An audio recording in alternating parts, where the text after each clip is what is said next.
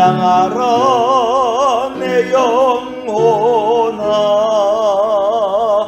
온 마음과 정성 다하여 주 찬양하라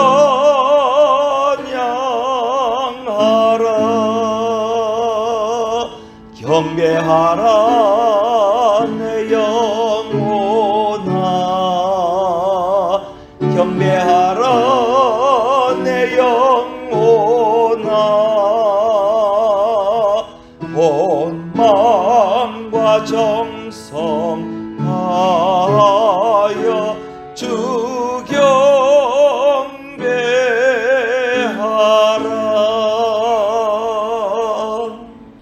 여호와의 산에 오를 자가 누구며 그의 거룩한 곳에 설 자가 누구인가? 곧 손이 깨끗하며 마음이 청결하며 뜻을 허탄한 데 두지 아니하며 거짓 맹세하지 아니하는 자로다. 하나님 감사합니다. 예수 그리스도를 세상에 보내시어 교회의 머리로 삼으신 하나님 아버지, 주님의 날 거룩한 날에 하늘나라의 시민된 저희를 주님 전에 불러 예배하게 하시니 진심으로 감사를 드립니다. 우리가 허탄한 데 마음을 두지 않게 하시고 오직 하늘나라에 두게 하여 주옵소서. 우리를 위하여 고난당하신 주님을 기억하고 경건하게 살게 하여 주시고 영생을 주시는 주님의 말씀대로 살게 하여 주시옵소서. 오늘의 예배로 하나님께서 큰 영광 받아 주옵소서.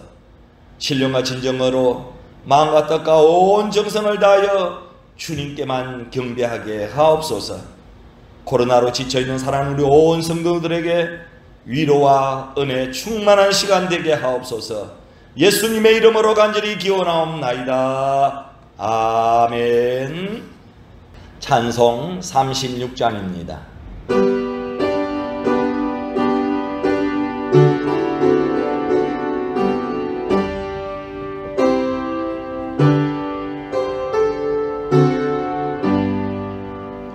주 예수 이름 높이여 다 찬양하여라.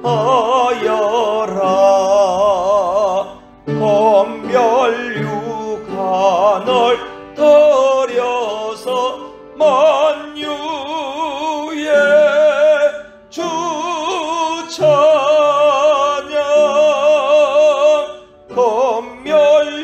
검별육한을 들여서 만유의 주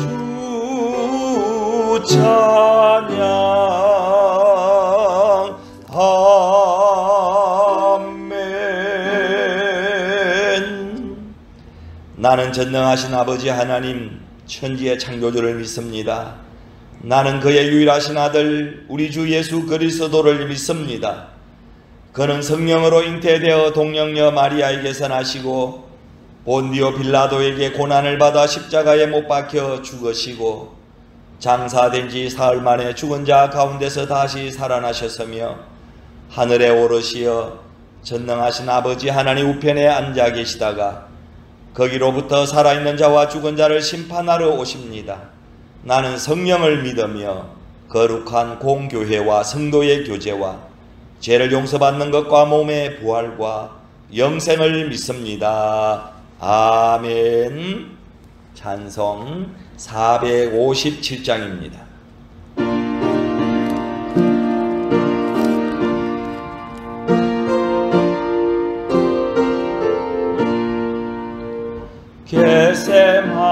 겟세마네 동산에 주를 생각할 때에 근심이나 걱정을 외면할 수 있을까? 나를 항상 버리고 주를 따라가리라.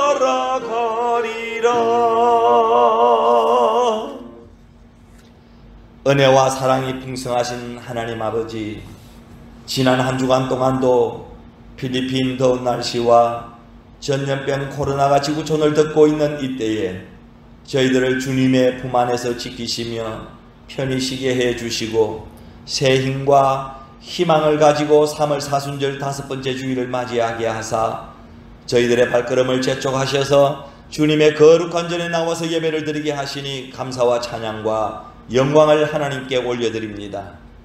2021년 사순절기에 주의 고난을 가슴 깊이 묵상할 수 있도록 인도하여 주시옵고, 우리 주님께서 무엇 때문에 낮고 천한 이 땅에 오셨고 무엇 때문에 우리의 죄를 대신해서 죽으셔야 했는지 이번 사순절 기간에 다시 한 번 더 되새기고 깨닫게 하여 주시옵소서. 특별히 사순절 기간에 저희가 경건과 절제와 구제와 특별 기도회를 통하여 저마다 회개하는 삶이 되도록 인도하옵소서. 잘못된 죄악과 허물을 통회하는 심령마다 회개의 영을 부어 주시옵고, 그리고 회개하는 심령마다 십자가의 보혈로 정하게 하시고 용서해 주시옵소서. 사순절 특별 기도회를 통하여 저희가 세상 죄로 인하여 감겼던 눈을 더욱 크게 뜨고 막혔던 길을 더욱 활짝 열어가게 하옵소서.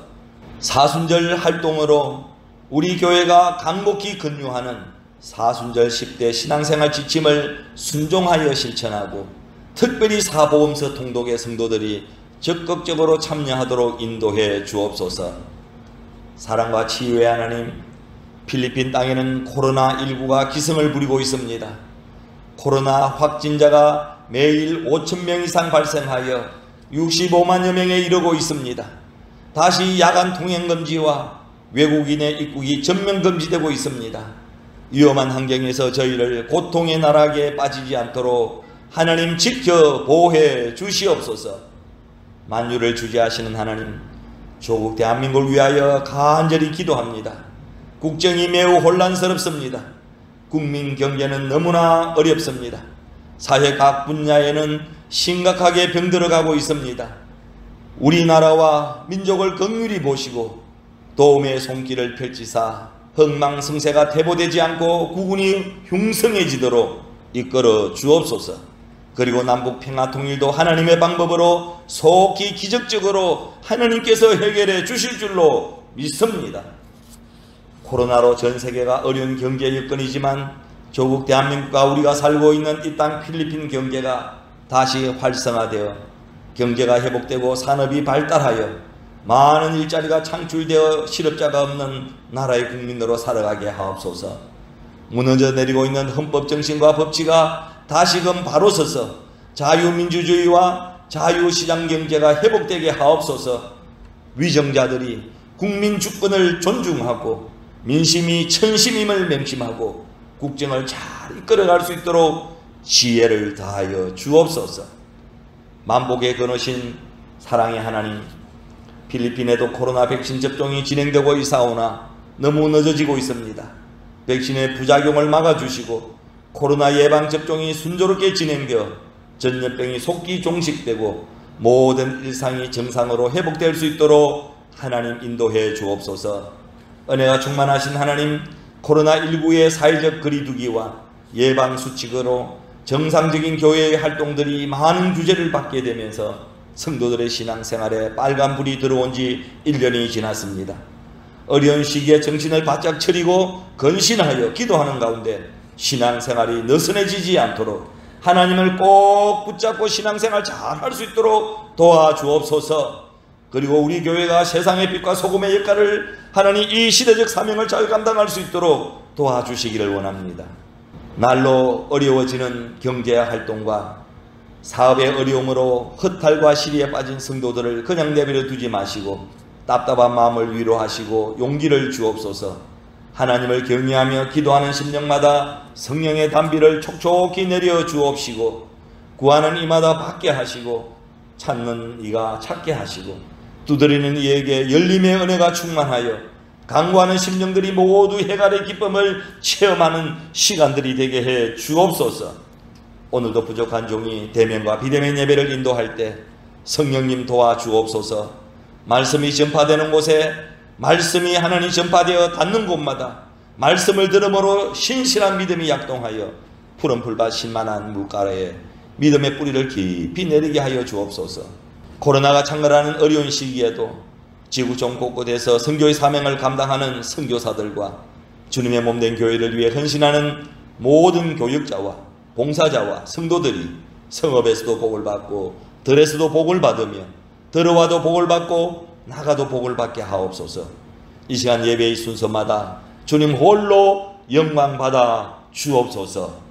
거룩하신 예수님의 이름으로 기도하옵나이다. 아멘.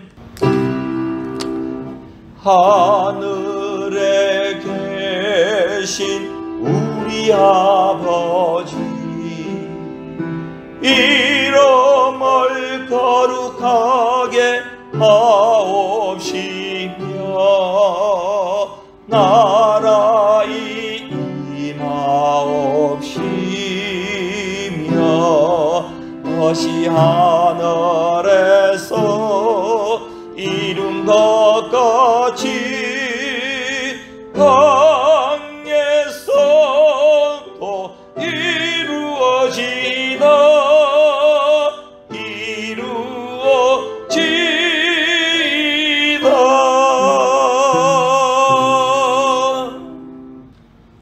하나님의 말씀은 이사야 53장 1절에서 마지막 12절까지입니다. 우리가 전한 것을 누가 믿었느냐? 여호와의 팔이 누구에게 나타났느냐? 그는 주 앞에서 자라나기를 연한 순 같고 마른 땅에서 나온 뿌리 같아서 고운 모양도 없고 풍채도 없은즉 우리가 보기에 흠모할 만한 아름다운 것이 없도다. 3절 그는 멸시를 받아 사람들에게 버림받았으며 강고를 많이 겪었으며 질고를 하는 자라. 마치 사람들이 그에게서 얼굴을 가리는 것 같이 멸시를 당하였고 우리도 그를 기히 여기지 아니하였도다. 그는 실로 우리의 질고를 지고 우리의 슬픔을 당하였거늘 우리는 생각하기를 그는 징벌을 받아 하나님께 맞으며 고난을 당한다 하였노라. 5절 그가 찔림은 우리의 허물 때문이요 그가 상함은 우리의 죄악 때문이라. 그가 징계를 받음으로 우리는 평화를 누리고 그가 채찍에 맞음으로 우리는 나음을 받았도다. 우리는 다 양 같아서 그릇 행하여 각기 제 길로 갔거늘 여호와께서는 우리의 모두의 죄악을 그에게 담당시키셨도다. 7절 그가 곤욕을 당하여 괴로울 때에도 그의 입을 열지 아니하였으며 마치 도수장으로 끌려가는 어린 양과 털 깎는 자 앞에서 잠잠한 양같이 그의 입을 열지 아니하였도다.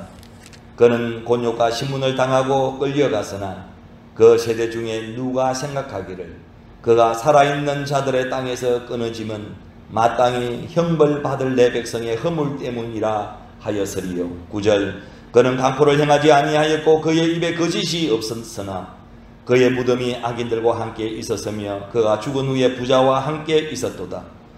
10절 여호와께서 그에게 상함을 받게 하시기를 원하사 질고를 당하게 하셨은즉 그의 영혼을 속건 제물로 드리기에 이르면 그가 씨를 보게 되며 그의 날은 길 것이요 또 그의 손으로 여호와께서 기뻐하시는 뜻을 성취하리로다.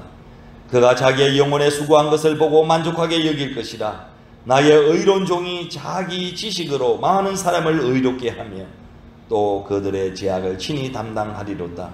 마지막 12절 그러므로 내가 그에게 종리한 자와 함께 못을 받게 하며 강한 자와 함께 탈취한 것을 나누게 하리니 이는 그가 자기 영혼을 버려 사망에 이르게 하며 범죄자 중 하나로 헤아림을 받았음이니라.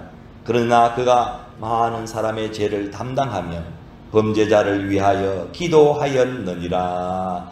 아멘. 할렐루야. 한 주간도 주 안에서 잘 지내셨습니까? 예수님의 십자가를 가장 많이 생각하여야 하는 사순절 기간입니다. 오늘은 사순절 5번째 주일입니다. 그리고 다음 주간은 고난주간입니다. 그 다음 주일 4월 4일은 부활주일입니다. 초대교회 성도들은 예수님이 십자가에 못 박혀 죽으시고 무덤 속에 계셨던 금요일 저녁부터 주일 아침까지 약 40시간을 단식하였습니다. 오직 예수님, 오직 십자가만을 생각하며 살았습니다. 그 후 40시간 동안만 십자가를 생각하는 것은 너무 짧다고 하여 40일 동안을 사순절로 정하고 십자가만을 생각하며 살아왔습니다. 사순절은 우리 기독교의 아름다운 전통입니다. 지금 우리 교회는 사순절 새벽 특별 기도회를 하고 있습니다. 그리고 지난 주간 3월 16일에서 17일 2일 동안 사복음서를 통독했습니다. 오늘은 고난주간 성경 공부 자료를 나누어 드리겠습니다. 집에 가지고 가셔서 사순절 남은 2주간 성경을 찾아서 공부하시고 제출해 주시면 부활절에 시상을 하도록 하겠습니다. 히브리서를 신약 속의 구약이라고 한다면은 이사야서는 구약 속의 신약이라고 말하고 있습니다. 이사야서 중에서도 특별히 53장은 신약 중의 신약이고 예수님에 대한 예언 중의 예언입니다. 그리고 이사야 53장은 구약의 지성소요 신약의 거룩한 갈보리인 것입니다. 신학자 캠벌 몰간은 이사야 53장은 예수 그리스도의 초상하다라고 말했습니다. 주석가이면서 신학자인 델리치는 이사야 53장은 골고다 십자가의 현장이다 라고 말했습니다. 그리고 델리치는 또 말하기를 이는 신약 복음서의 저자들과 함께 십자가 아래서 그린 그림이다 라고까지 말을 했습니다. 그리고 또 델레치는 이사야서의 중심 부분이요 구약 성경 예언의 중심 부분이요 가장 깊고 가장 높은 말씀이다 라고까지 말을 했습니다. 칼빈은 이사야 53장은 예수 그리스도의 이력서다 라고 말했습니다. 일찍이 유명한 교부 폴리갑은 이사야 53장을 가리켜서 이는 그리스도의 고난을 말하는 황금 같은 정렬의 장이다 라고 말한 바가 있습니다. 영감의 선지자 이사야는 예수님 탄생 800년 전에 이미 이루어질 예수 그리스도의 십자가의 순환을 예언한 적이 있습니다. 세계적인 음악가였던 핸델은 저 유명한 곡 메시아를 작곡할 때 바로 이 이사야서 53장 부분을 작곡하다가 그만 붓을 멈추고 시간 가는 줄 모르고 식사 시간도 잊은 채 울고 있었습니다. 그때 그에게 식사 시간을 알려주는 하인에게 나는 지금 세상 죄를 짊어지고 가는 하나님의 어린 양을 보고 있소 라고 하였습니다. 그렇게 작곡한 이 핸델의 곡 메시아가 지금도 전 세계인의 마음을 감동시키고 있는 것입니다. 사람들은 평안을 좋아하는데 예수님은 고난을 자초하셨고 사람들은 밝게 살려고 하는데 예수님은 어둠 속에서 돌아가셨습니다. 사람들은 받으려고 하는데 예수님은 주셨고 사람들은 더 잘 살려고 하는데 예수님은 그만 사시고 죽으셨습니다. 사람들은 위에 있기를 바라는데 예수님은 친히 낮아지셨고 사람들은 앞서가기를 원하는데 예수님은 친히 섬기셨습니다. 사람들은 쌓아 올리려고 하는데 예수님은 모두 없애셨습니다. 이런 일을 예수님은 십자가에서 이루셨습니다. 기독교의 중심은 십자가입니다. 그런데 십자가의 본질은 대신이라고 할 수가 있습니다. 우리가 당할 것을 예수님이 대신 당하신 것입니다. 내가 당할 것을 예수님이 대신 지신 것입니다. 오늘은 십자가의 본질, 나 대신 나 때문에에 대하여서 은혜를 같이 나누려고 합니다. 오늘 본문은 십자가 이야기입니다. 이사야 53장은 바로 예수라고 하는 그 사람을 예언하고 있습니다. 첫째 이사야 53장에 예언한 그는 여러분 누구입니까? 이사야 53장의 주인공은 그라고 하는 그런 사람입니다. 이 53장 1절에서 여러분 12절까지 말씀을 보십시오. 53장 2절에 그는 주 앞에서 자라났고 라고 하였습니다. 3절에는 그는 멸시를 받았고 그를 기히 여기지 아니하였다고 하였습니다. 그리고 4절에도 그는 실로 우리의 질고를 졌다. 그는 징벌을 받았다고 하였고 5절에는 그가 찔리면 그가 상함은 그가 징계를 받았다. 그가 채찍에 맞았다라고 말씀하고 있습니다. 그리고 6절에는 우리 무리의 죄악을 그에게 담당시키셨다고 하였습니다. 그리고 7절에는 그가 곤욕을 당했다. 그의 입을 열지 아니하였다고 하였고 8절에는 그는 곤욕과 신문을 당했다. 9절에는 그는 강포를 행치 아니하였고 10절에는 여호와께서 그에게 상함을 받게 하였다.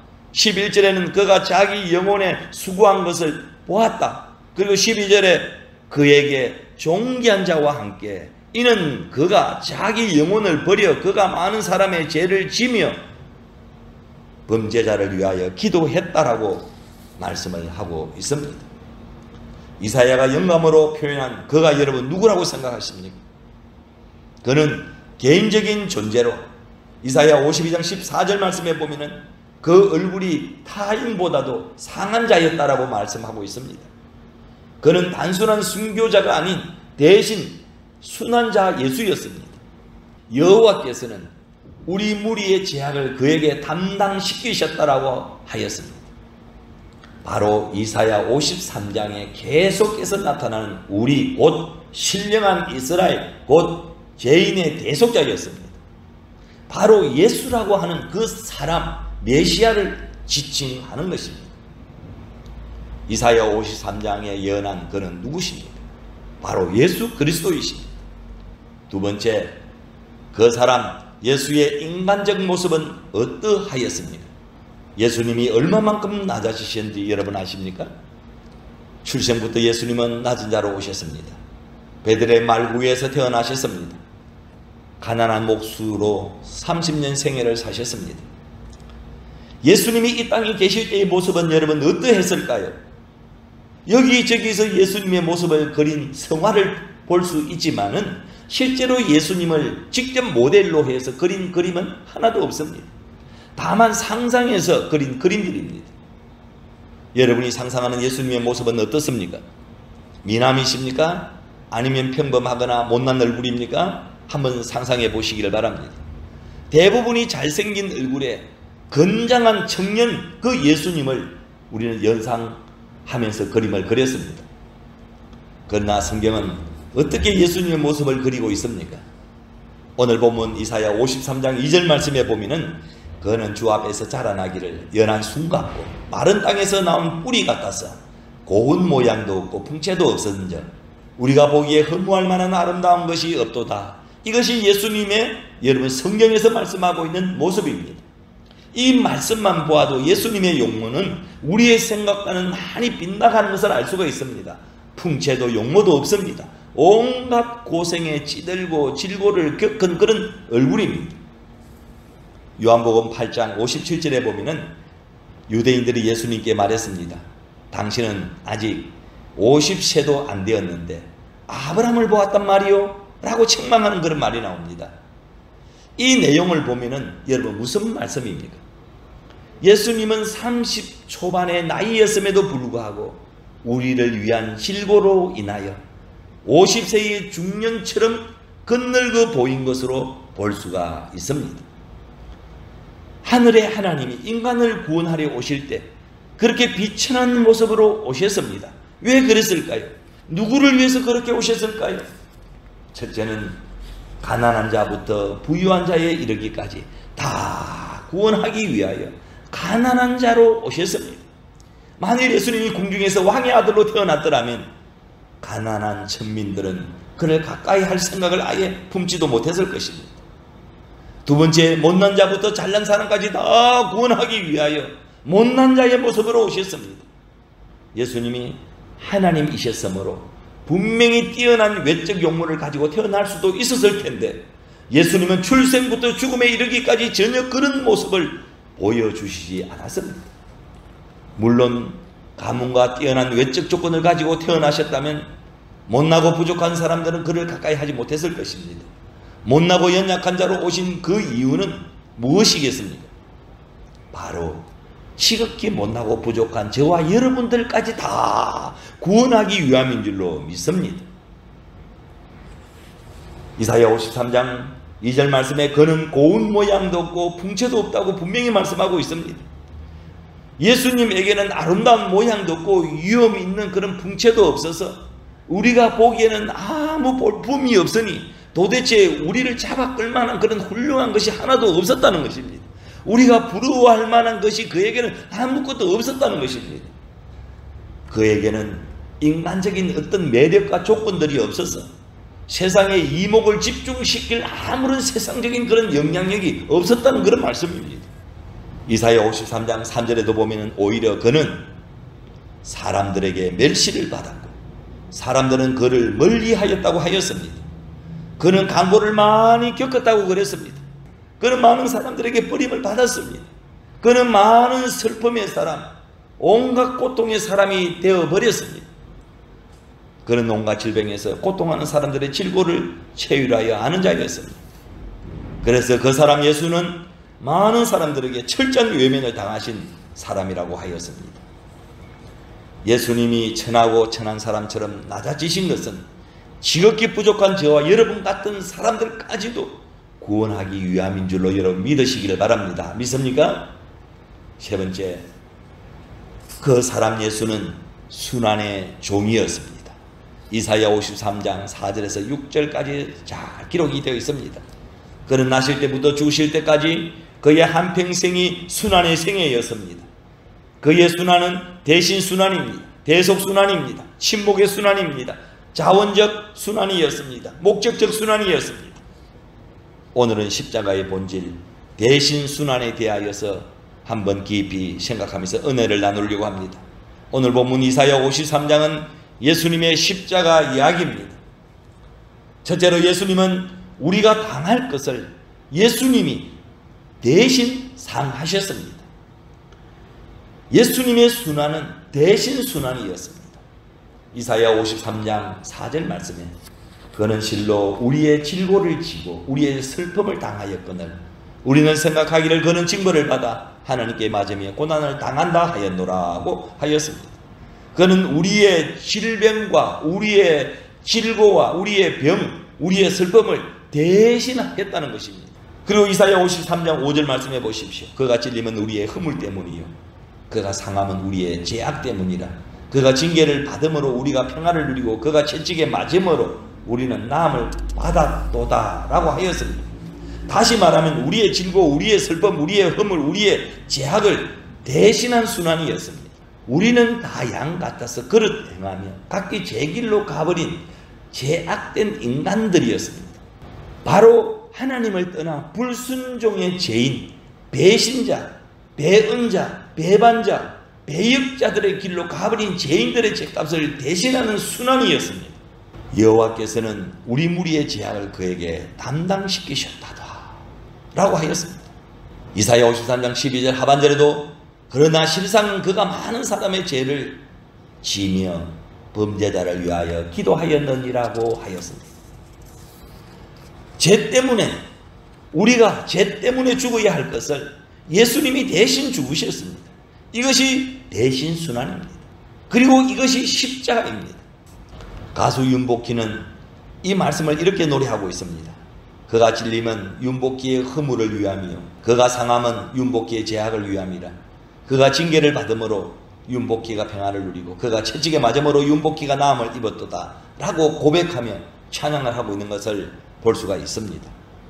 이 윤복희 대신에 내 이름을 한번 넣어 보십시오. 그가 찔림은 신유의 허물을 위하며 그가 상함은 신유의 죄악을 위함이라. 그가 징계를 받음으로 신유가 평안을 누리고 그가 채찍에 맞음으로 신유가 나음을 입었도다 라고 우리는 고백하면서 찬양할 수 있어야 합니다. 예수님은 우리가 죄값으로 죽어야 할 것을 예수님이 우리 죄를 대신 짊어지시고 죽으셨습니다. 바로 내 죄, 내 한 사람의 이 죄를 대신 지고 예수님이 죽으셨습니다.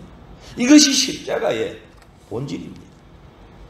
예수님은 우리 죄를 짊어지고 죽으시느라고 십자가 고통에서 내려오실 수 있었는데도 내려오지 않았습니다. 이것이 십자가입니다. 5절에 그가 상처를 입은 것은 우리의 죄악 때문이라고 분명히 말씀하고 있습니다. 예수님이 십자가에서 상하신 것은 우리의 죄악을 대신 짊어지시려고 죽으신 것입니다. 예수님이 상처 입은 것은 우리 죄악 때문입니다. 믿습니까? 믿으시면 아멘. 우리가 당할 것을 예수님이 대신 상하셨습니다. 두 번째, 예수님은 우리가 당할 것을 예수님이 대신 찔리셨습니다. 5절에 그가 찔림은 우리의 허물을 인함이요 라고 말씀하고 있습니다. 그가 찔림과 상함으로 우리는 죄사함과 평안을 누리고 있습니다. 예수님은 우리의 허물을 위하여 대신 찔리셨습니다. 여러분, 허물이 무엇입니까? 허물은 우리가 하나님의 법을 범하는 것을 말합니다. 모르고 지은 죄를 허물이라고 합니다. 예수님은 우리가 모르고 지은 죄까지 다 짊어지시고 죽으셨습니다. 우리의 허물을 위하여 찔리셨습니다. 우리는 기도할 때에 하나님 알고 지은 죄든 모르고 지은 죄든 다 용서하여 주옵소서라고 그렇게 기도합니다.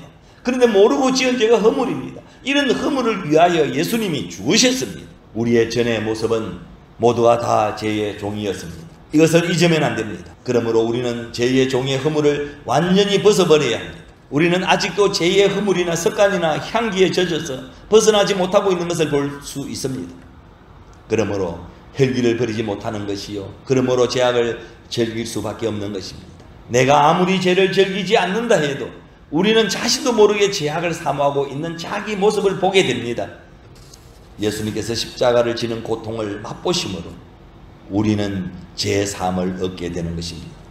그리고 주님의 고난을 통하여 하나님과 화목하게 되었습니다.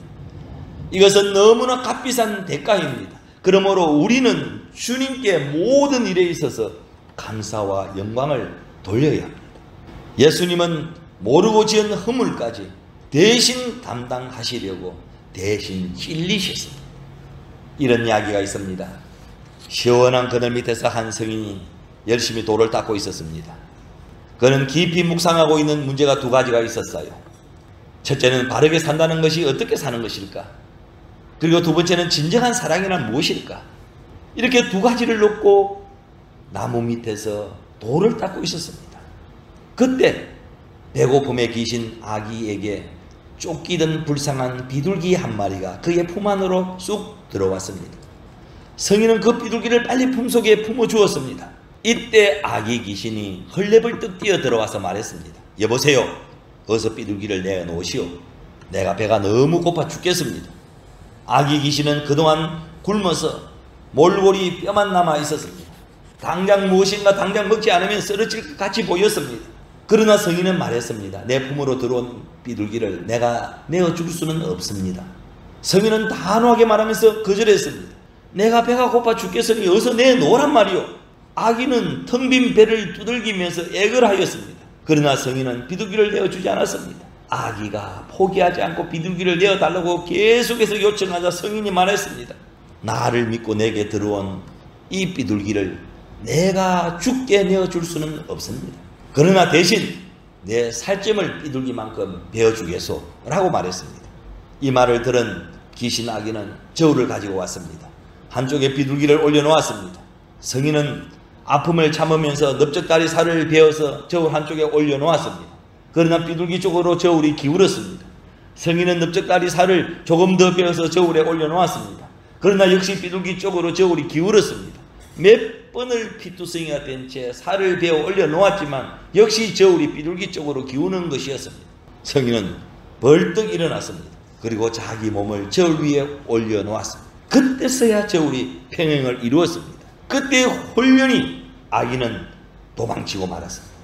그리고 꽃잎이 흩날리면서 하늘에서는 음악 소리가 들려왔습니다. 성인은 드디어 그가 나무 밑에서 진리를 깨닫게 되었습니다. 첫째, 바르게 사는 것은 어떻게 사는 것일까요? 사랑하며 사는 것입니다. 사랑하며 사는 것이구나. 그를 깨달았습니다. 두 번째는 진정한 사랑은 무엇일까요? 그 물음에 내 몸을 다 주면서 사랑하는 것이 최고의 사랑입니다 라는 것을 깨달았습니다. 예수님은 우리의 허물을 위하여 대신 찔리셨습니다. 세 번째, 예수님은 우리가 당할 것을 예수님이 대신 채찍에 맞으셨습니다. 5절에 그가 징계를 받음으로 우리는 평안을 누리고 그가 채찍에 맞음으로 우리는 나음을 받았도다 라고 말씀하고 있습니다. 예수님은 십자가에 못 박혀 죽으시면서 질고를 짊어지셨습니다. 병을 짊어지셨어요. 우리의 죄만 짊어지신 것이 아닙니다. 마태복음 8장 17절 말씀에서 예수님은 병을 짊어지셨음을 이렇게 말씀하셨습니다.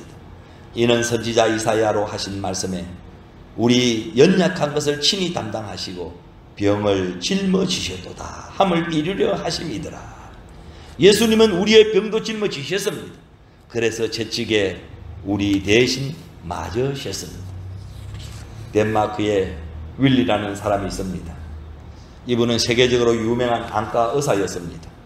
눈병을 고치는 데에는 그를 따라올 사람이 세계적으로 없을 정도로 안과계의 최고 전문 의사였습니다.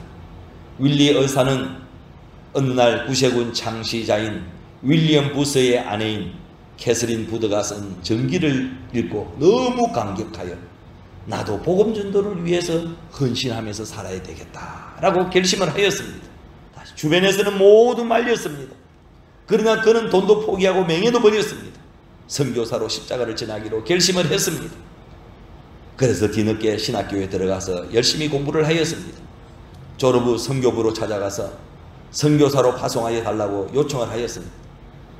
당신은 어디로 가고 싶은가요? 그가 대답했습니다.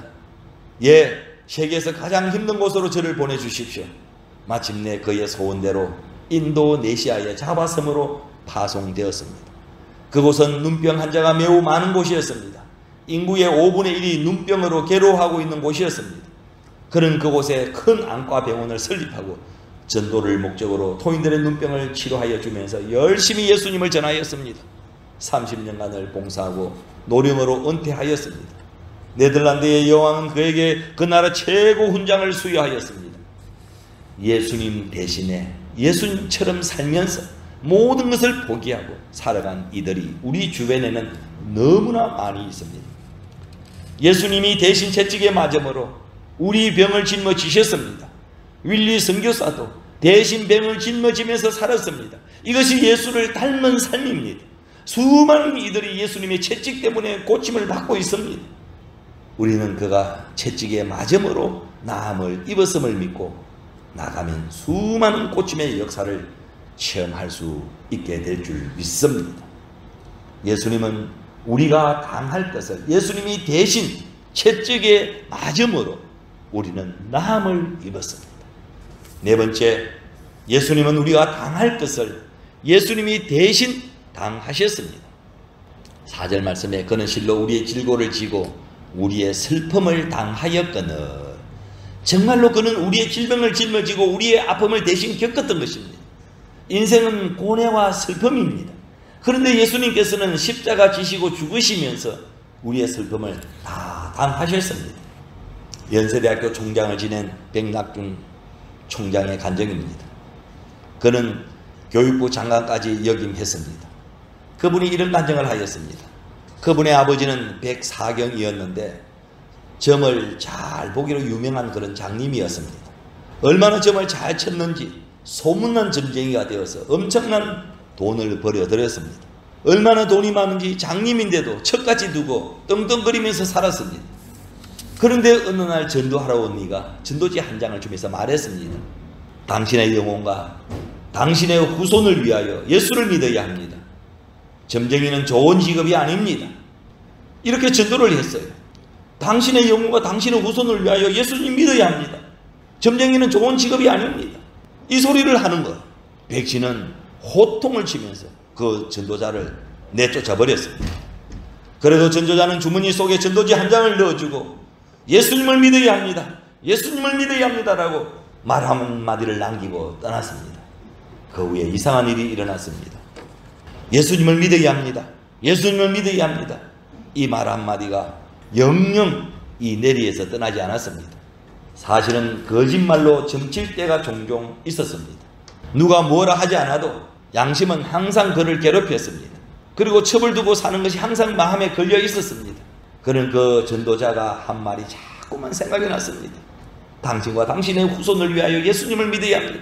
당신과 당신의 후손을 위하여 예수님을 믿어야 합니다. 내리에서 떠나지를 않았어요. 양심의 가책이 그를 괴롭히기 시작을 했습니다. 그러던 어느 날 그가 아파서 눕게 되었습니다. 신음 중에 전도자가 준 전도지 생각이 났습니다. 그래서 부인에게 꺼내주면서 읽어보라고 이야기했습니다. 그 내용입니다. 예수님이 우리 죄를 대신 짊어지고 죽으셨으니 우리는 죄에서 해방되어 의롭게 되었다. 이런 말씀의 내용이었습니다. 그렇다면 내 모든 죄를 용서받을 길이 여기에 있다는 생각이 들었습니다. 지금 고민하고 있는 문제가 예수님을 믿으면 해결될 수 있다는 생각이 성광과 같이 빛났습니다. 그는 교회를 찾아갔습니다. 목사님과 온 교우들은 점쟁이 백사경씨가 교회를 왜 찾아 나왔는지 의아해했습니다. 도무지 교회 올 뿐이 아닌데 이 교회를 왔습니다. 그는 회개하고 예수 믿기로 작정했습니다. 그 후 백씨는 점치는 일을 그만두었습니다. 그동안 거짓말로 점을 쳐서 번 돈을 모두 다 정리를 하고 교회를 지었습니다. 모두 헌금하였기에 가난하게 되었습니다. 이 소식을 미국인 선교사가 들었습니다.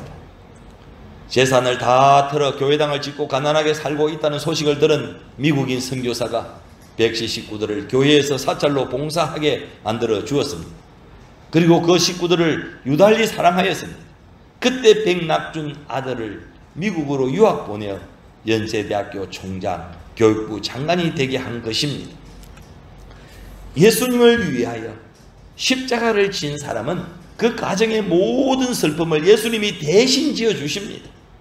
믿으시면 아멘? 두 손 들고 높이 아멘? 믿습니까? 예수님의 십자가를 생각할 때 가장 먼저 떠오르는 성경 속에 여자가 있습니다. 막달라 마리아. 막달라 마리아는 창녀였습니다. 7 귀신 들린 여자였습니다. 예수님은 이 여자를 사랑하여 주셨습니다.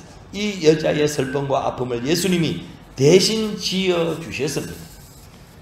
예수님이 십자가에 못 박혀 죽으실 때 십자가 밑에 가장 끝까지 남아 있었던 여자가 막달라 마리아입니다. 예수님의 무덤에 제자들보다 먼저 달려갔던 여자가 막달라 마리아였습니다. 그리고 부활하신 예수님을 가장 먼저 만난 여자가 막달라 마리아였습니다. 정말 이 세상에서 가장 쓸모없고 버림받았고 천대받았던 여자가 가장 고귀한 여자가 되는 축복을 받았습니다. 우리를 대신하여 죽으시고 맞으시고 고난을 당하신 예수님은 우리에게 모든 것을 더하여 주실 것입니다. 사랑하는 성도 여러분, 예수님은 자기 목숨을 많은 사람의 대속물로 주기 위하여 그 얼굴이 타인보다 상했습니다. 그 몸이 찔렸습니다. 그리고 상했습니다. 징계를 받았습니다. 채찍에 맞았습니다. 곤욕과 신문을 당했습니다. 끌려갔습니다. 마침내 산자의 땅에서 끊어짐이 되었습니다. 바로 여기에 속죄 종교, 대속 종교의 특색이 있고 내용이 있고 의미가 있고 목적이 있고 가치가 있고 영광이 있는 것입니다. 예수님의 십자가가 바로 이것입니다. 오늘 본문 이사야 53장은 예수님의 순환에 대하여서 가장 정확하게 그리고 가장 분명하게 우리에게 말씀해 주고 있습니다. 예수님은 우리가 당할 것을 예수님이 대신 상하셨습니다. 예수님은 우리가 당할 것을 예수님이 대신 찔리셨습니다. 예수님은 우리가 당할 것을 예수님이 대신 채찍에 맞으셨습니다. 예수님은 우리가 당할 것을 예수님이 대신 당하셨습니다. 오늘 우리는 예수님이 우리의 죄, 우리의 허물, 우리의 병, 우리의 슬픔을 다 짊어지시고 죽으신 것을 믿고 내가 져야 할 십자가를 예수님이 내 대신 십자가를 지시고 고난당하신 것을 우리가 분명히 기억하시고 십자가의 은혜에 감격할 수 있는 그런 은혜가 임하는 남은 사순절이 되기를 주의 이름으로 간절히 축원합니다. 축원합니다. 오늘 이 주신 말씀 붙잡고 우리가 결단하면서 하나님 앞에 같이 기도하기를 원합니다. 주여, 자비하신 하나님 아버지, 은혜와 사랑을 감사합니다.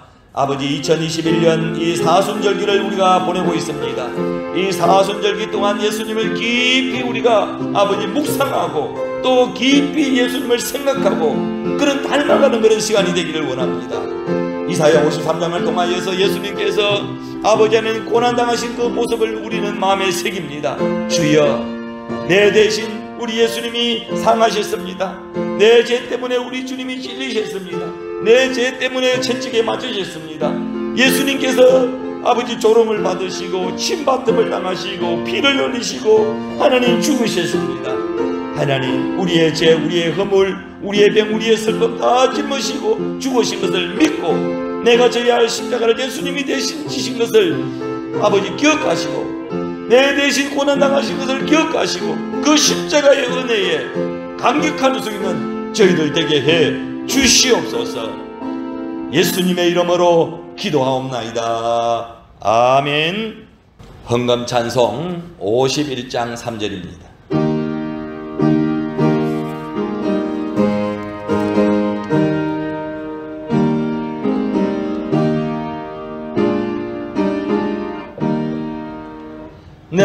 내가 받은 모든 것은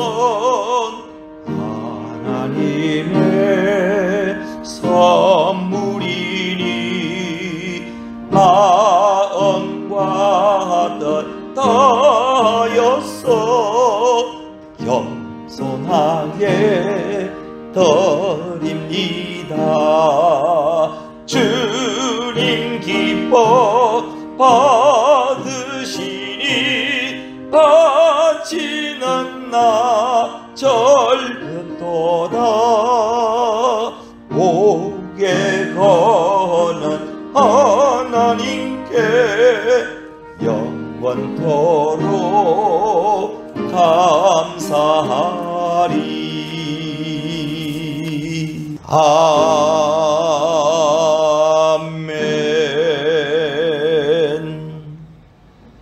하나님, 모든 일에 감사드립니다. 주님의 놀라운 창조의 손길에 감사하여 오늘 마음과 정성을 다하여 준비한 예물을 드립니다. 받아주시고 이 예물이 쓰이는 곳마다 복음의 풍성한 결실들이 넘쳐나도록 은혜를 베풀어 주옵소서. 구별된 11조를 드립니다. 감사헌금, 선교헌금, 생일헌금, 소원헌금, 목적헌금 등 각가지 제목으로 드리는 예물을 우리 주여 받아 주옵소서.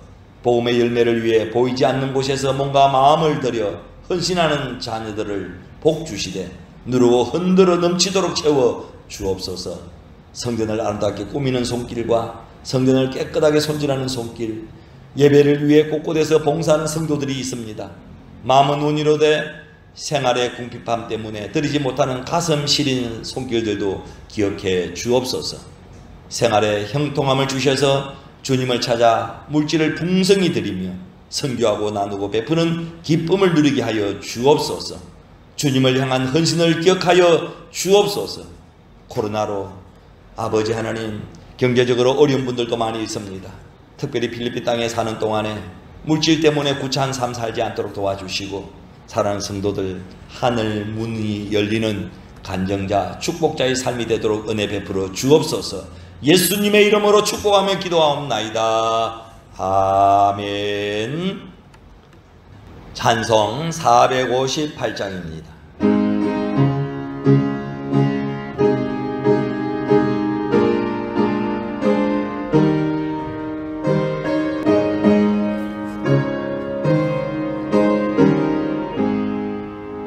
너희 마음에 슬픔이 가득할 때 주가 위로해 주시리라. 아침 해같이 빛나는 마음으로 너 십자가 지고 가라.